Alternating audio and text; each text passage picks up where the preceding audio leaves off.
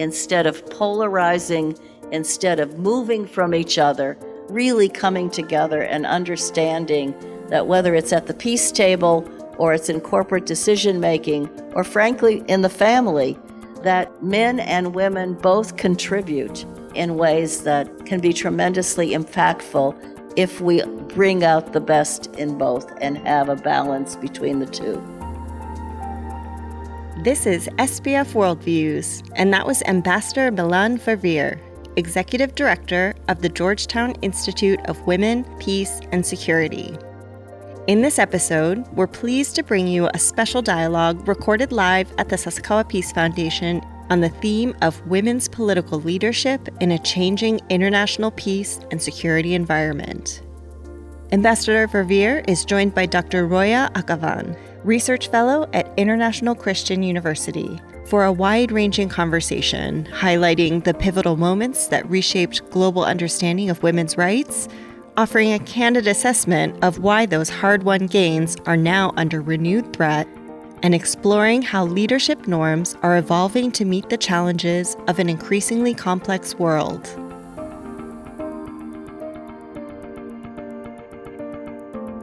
Hello, everyone. It is my great honor to be here, especially to have this opportunity to have a conversation with Ambassador Verveer. And today we are basically going to raise questions that may not have, answers, especially in the very short time that we have. But we thought we would raise some questions that can become food for thought as we leave here to reflect more on. So with that, I would like to ask Ambassador Verveer the first question, which is a very kind of a macro question.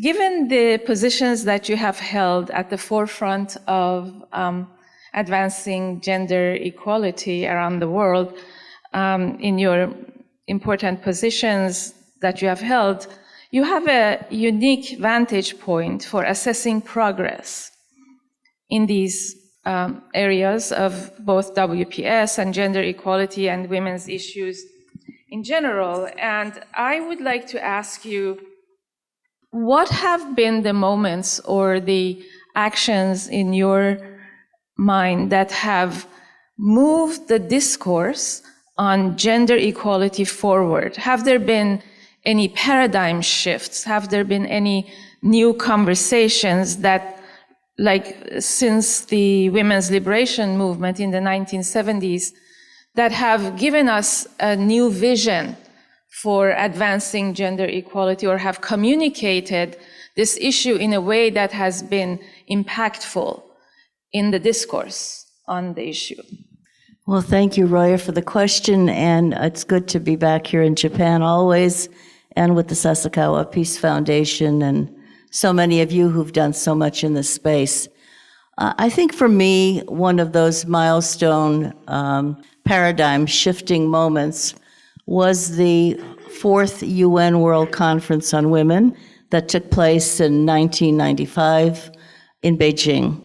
And there were some 30,000 women from civil society who gathered in Wairou, not right in Beijing. They kept changing the site because I think all of a sudden the leaders didn't know what they had agreed to in terms of having all of these thousands of women coming to China. And then there were another 17,000 in the official meeting, comprising the delegations from some 185 countries. And it built on previous UN bringing of gatherings of women, not just women in these gatherings, but men and women, with the aim to really close the gap between men and women, to recognize men were equal to women, women were equal to men. And in Beijing, I was involved because I was working in the White House at the time, and Hillary Clinton was First Lady, and she was invited by the Secretary General to give a speech, one of the keynote speeches. And her speech centered around the phrases, women's rights are human rights, and human rights are women's rights. And at the time that conference took place, hard to believe, there was a paradigm shift that was moving forward, and that was chiseling women's rights into international human rights law. It had not been there. Domestic violence was not a crime. Many of the issues that we work on that we know today are absolute issues of women's human rights were not in human rights law. And when she got up to speak, she went through a litany of violations against women that we are familiar with to this day. She said that human trafficking is a violation of human rights, that domestic violence, whether it's violence happening in your home or outside the home, in war, for example, is a violation of human rights. Killing a girl baby just because she's born a girl, violation of human rights.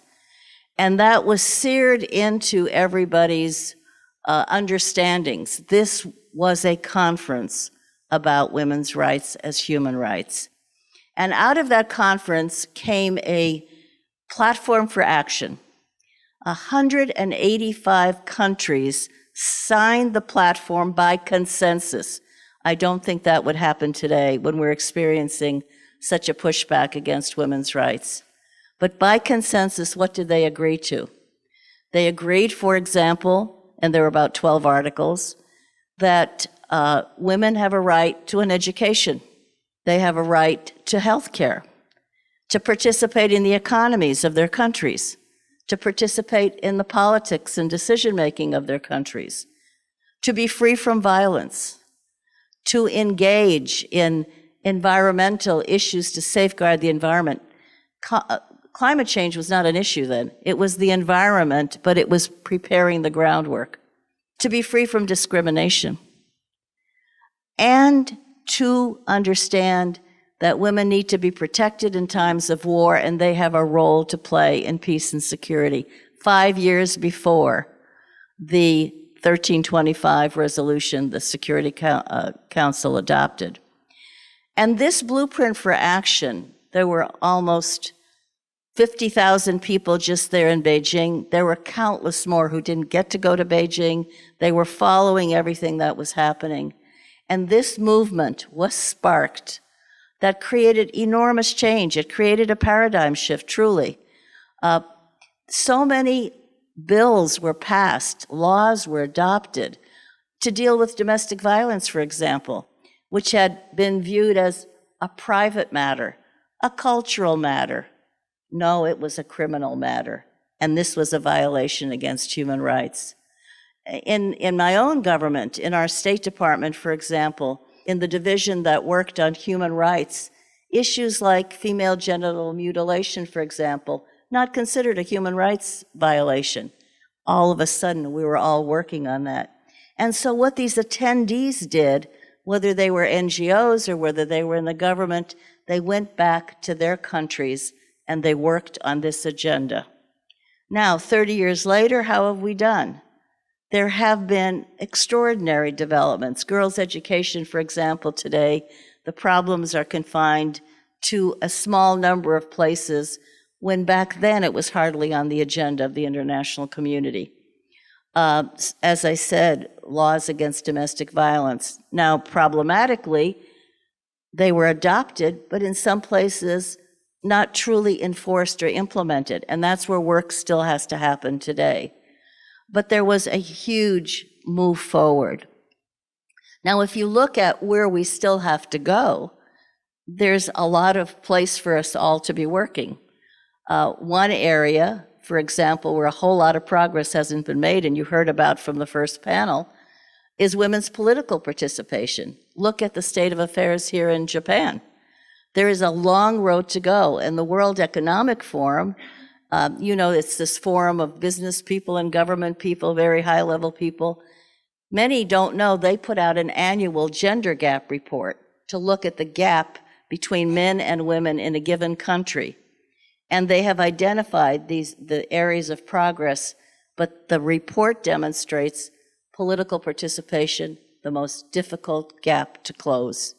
in terms of women's political participation. And similarly, economic participation, another issue you and we all struggle with. Again, it's not where it needs to be. There hasn't been as much progress as should occur. So there's work to be done, clearly. But sadly, we are also experiencing a tremendous pushback against women's rights today.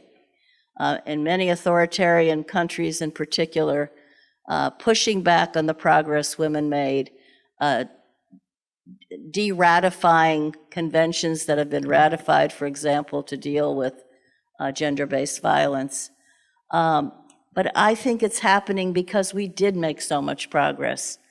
And there are many who didn't like what they were seeing because it somehow undermined their own desires for power and what they wanted to do.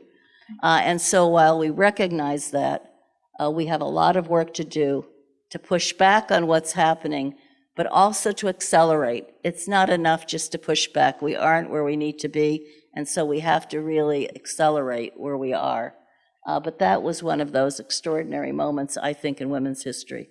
Yes, absolutely. Thank you so much for that wonderful response. My next question is that during the last few decades, there has been extensive research and great evidence that shows that men, as well as women, are harmed by the dominant patriarchal systems of power. This evidence is unmistakable if we only look at it. Unfortunately, it's not communicated very widely. And so, and the other side of it is that everyone, regardless of their gender, benefits from a gender-equal world. This is also widely researched and demonstrated. So my question is, how can we use this evidence to try to perhaps reframe the entire discourse on gender inequality from the current adversarial conceptualization that somehow thinks about men versus women or women versus men to a collaborative one? Because everyone is harmed by gender inequality and everyone benefits from equality. Well, I think that's a really important point, and it's one that should help us today, actually, when there is this effort to turn back. Men and women are beneficiaries of equality for women. There's co-beneficiaries, and some of the research that Roya has been alluding to demonstrates that when women progress, men also progress, and so do families, so do the children. Everybody progresses from that reality. And unfortunately, there is this attitude that it's a zero-sum game. If I succeed, he's diminished. That's not the case. We both succeed. It's a societal benefit when this happens. And I'll tell you a couple of experiences that I had. Years ago when I was in the government, I was in India, and I was asked to announce a grant from the United States Aid Agency to deal with violence against women. And it was to go to a group of men who had organized themselves to do skits. A lot of the people were illiterate, and skits spoke the way language didn't speak that was not understood. And so the men on a stage like this performed this skit. And I could see that, one of them, it was all men, one of them would lift his arm to hurt another, and somebody else in the group would push back that arm. And this was the kind of way they were going to go into their villages to keep harm from happening to women, because the rate of violence against women was extremely high. And sometime later, the NGO that was supporting this group of men who were providing these skits said to me, "When are you coming back to India?" And I thought, well, that's peculiar. It's a long way. I said, "Why are you asking?" And the response was, the men want to speak to you. And I thought, oh dear God, what is this about? But I did find myself back at one point, and I met with them. And I said, so, how's it going? Is the rate of violence in the village diminished? Oh, yes, yes, yes. I said, well, don't you want to tell me about it? Oh, we want to tell you something else. I said, well, what do you want to tell me? And they said, we want to tell you we have changed. We realized that to demonstrate the fact that we are men did not require us to harm women. And we feel liberated from that, call it a norm, from that attitude, from that process that affected us. And I think in this, there's a lesson about how people can change. It takes time, but it is so critical that we deal with these norms. And then I was in Sweden, and Sweden has adopted a program so that when a woman gives birth, she takes time off, but also the fathers take time off. And it's a parental leave with pay. And at first, the men were afraid to take advantage of this program because they thought they'd be penalized somehow at work. And the government made some adjustments and basically said, if you don't take it, it's not going to your wife, it's lost, and it's not going to help you. Today, the men are saying, why didn't this happen a long time ago? Why were we deprived from benefiting from having that child from the very beginning being close to us? Why were we not having the same rights? And so the whole attitude has changed about men nurturing their babies from the start and being a part of their lives from the start. So I think this co-beneficiary is true. We all benefit from the equalities that each and every one of us should have to the other. So I think it's an important lesson that you raised in terms of norms, because fundamentally norms are an enormous problem. Attitudes, biases, discriminatory understandings harm everybody. Exactly. Wonderful, wonderful example. I think because we don't have much time and we would like to leave time for questions, I will ask just one last question. Leadership research in the last 3 decades has clearly shown that ideal leadership characteristics are very much the ones that generally the female of the species are brought up with and tend to exhibit. For example, care, compassion, emotional intelligence, communal orientation, and the kind of soft approach to power. And we have seen this reflected to some extent in today's presentations, that these traits also seem to have characterized the traits of the leaders who have been able to resolve such seemingly intractable conflicts across the world. And my question is, would we be able to use these skills to really, again, bring men into the discussion, sort of reach across the aisle type of approach, and basically engage, create spaces within which men and women can engage in addressing the fact that they are truly co-beneficiaries in a gender equal world? Are there any attempts being made currently, and how can we do this better? You know, I think that the traits that you said that women are known to possess in terms of empathy and caring and collegiality and those kinds of traits are as important as some of the traits that men are described as having. And it's that the complement, you need both. The balance. You need that balance, and it's often out of balance. So, for example, the Harvard Business School is taking a lot of the traits that women are known to possess or described to have, and saying it's important in the corporate sector. It's important. So, for example, there's a real effort to put women on boards of corporations. And what they have found that when there's a critical mass, 3, that's a critical mass, but it's enough to balance the other traits that men mostly are described as possessing, and it is affecting the bottom line. So men in decision-making bodies are now really working to try to balance this out in terms of the diversity, because diversity results in more innovation, it results in more creativity, it results in being able to create consensus, to cross against divisions. And so again, it's a very positive reality that is not always understood.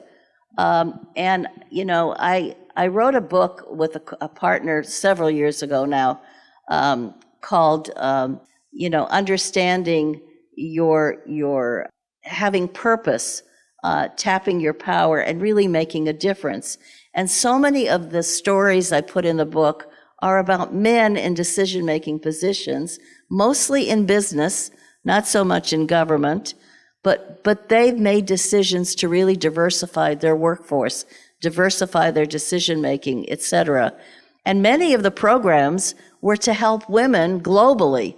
So, for example, a company like Coca-Cola had a big program called 5 by 20, creating 5 million new women entrepreneurs by 2020 using their value chain. And what this did in terms of lifting up not just the realities for the women, but also for what was happening within those communities where both were, again, co-beneficiaries. So there's something here that we should all be thinking about addressing in more significant ways, instead of polarizing, instead of moving from each other, really coming together and understanding that whether it's at the peace table or it's in corporate decision-making or frankly in the family, that men and women both contribute in ways that can be tremendously impactful if we bring out the best in both and have a balance between the two. Thank you so much for your wonderful response. And with that, I would like to invite any questions or comments from the audience. Thank you. Thank you, Ambassador Verveer. Tomoko Matsuzawa from Ministry of Defense. Thank you very much for your insightful input and sharing your experience. I would like to ask about developing capacity of a woman to become a leader. So there are opportunities for women joining some kind of a training system, etc. But what is the best platform where we can develop a woman's capacity and also confidence to become a leader, and also who are the most desirable profile as a trainers to train the candidate of a woman to become a leader? Would that be male or would that be female, or should it be mixed a trainer team? Thank you. Well, I think depending what the characterization of the group of women is, can be very instructive. For example, you've done so much work in the security sector. That is often not a sector viewed as one in which women can be successful or have the strengths that they need, for example, to perform. But the reality is they do, and it makes an enormous difference in the countries that have taken advantage of women's roles in the security sector. Even Ukraine today, in the midst of a war, has realized a lot of what the women are bringing is not just the physical strength, but it's in the intelligence that's needed in terms of the weaponry or the determinations that have to be made in the conduct of the war. So I think that there is this knee-jerk reaction in some places, and it's happening in my own country, regrettably, that anything that has to do with diversity or inclusion somehow should be thrown out the window. And this is an example that is often provided for the military. And yet we have had top women, extraordinarily, admirals, generals, etc. So one of the ways that, and in the ranks of our military, enormous numbers of women who have done very well. And so I think they get there by learning from each other. When I think of Miriam and Monica, for example, to have what they have been able to do working with women, what we learned in women's coalitions is that kind of training, almost like training the trainer, bringing lessons that from people who have had to undergo their own seeming lack of confidence or their own seeming lack of leadership. How were they able to get around it? How were they able to address it? And then being in a group is a very strengthening proposition. So there are lots of manuals on leadership, leadership in the defense sector, leadership in other areas, leadership in peacemaking.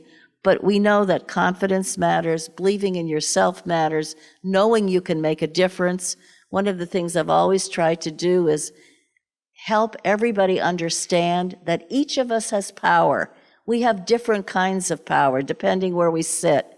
But when we can put purpose to that power, let's say making a difference in building the security capacity or disaster risk reduction, there's enormous good we can bring to the outcome, and that isn't self-empowering.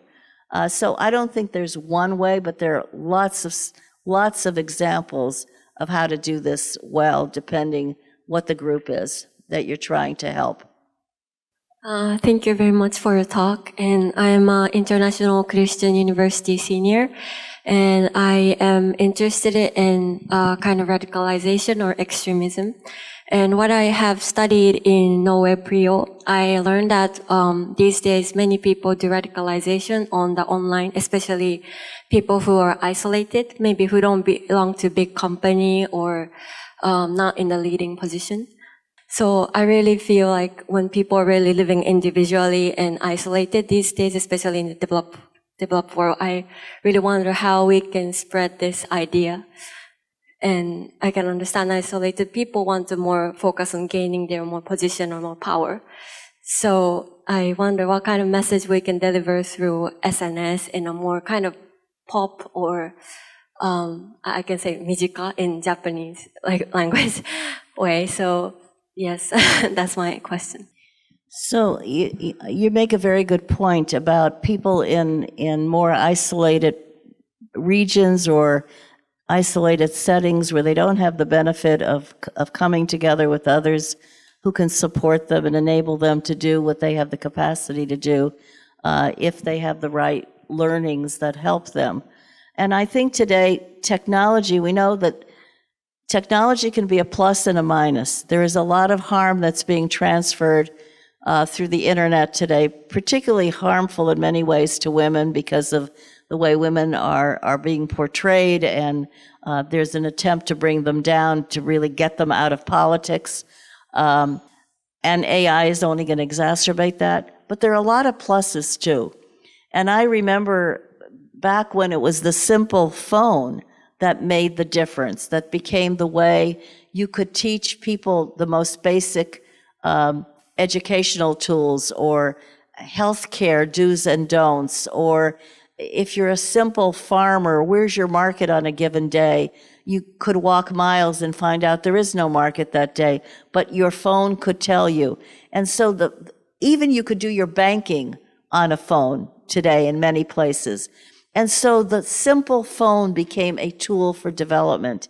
And there are so many creative ways that the phone and now the access to the internet have been used to break through this isolation in a very positive way. And I think there are lots of tools out there that you can find to enable, especially to lift up people in circumstances where there is tremendous isolation and enable them to come together and to really prosper.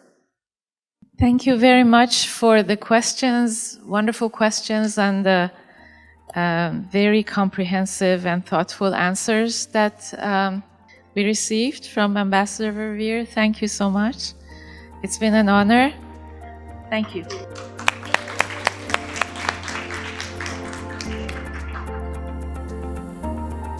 That was our special dialogue with Ambassador Melanne Verveer, Executive Director of the Georgetown Institute of Women, Peace, and Security.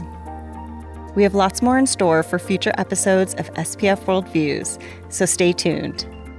Thanks for listening, and we'll see you next time.